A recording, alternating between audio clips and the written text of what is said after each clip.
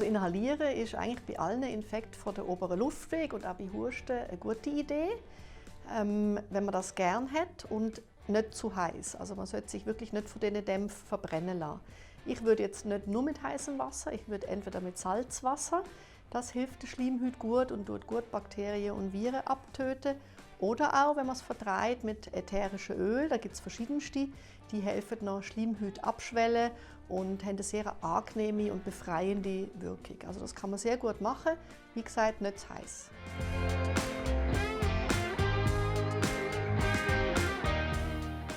Herdöpfelwickel ist eine bewährte ältere Methode. Dort muss man aufpassen, Herdöpfel sind sehr, sehr gute Wärmespeicher, dass man es nicht zu heiß auf die Haut tut, am besten sogar ein Liebli drunter, damit es nicht auf keinen Fall Verbrennungen gibt. Bleibt wirklich lang heiß. Das Ganze führt dazu, dass der Kreislauf auch von der Lunge angeregt wird, dass Schleim produziert wird und vor allem hilft das sehr gut, sobald das Husten anfängt weh machen an der Rippe oder vielleicht sind richtige Rippenfellentzündung geht. Also bei all den Schmerzen beim Atmen kann man mit dem Herdöpfelwickel gut probieren, aber wie gesagt, nicht zu heiß, wirklich die Herdöpfel ausprobieren, sind sehr, sehr gute Wärmespeicher.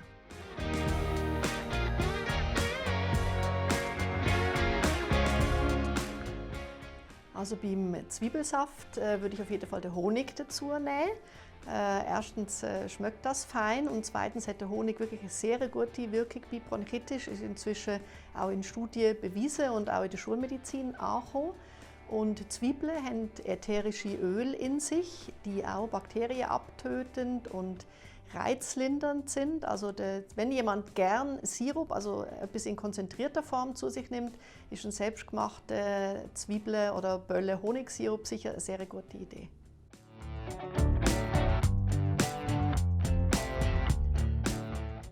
Kräutertees sind immer eine sehr, sehr gute Idee und kann man natürlich den ganzen Tag über sich wo anstellen und trinken. Und vor allem ein riesiger Vorteil bei den Tees ist, dass man mit den Kräutern variieren kann, je nachdem, was man auslösen will.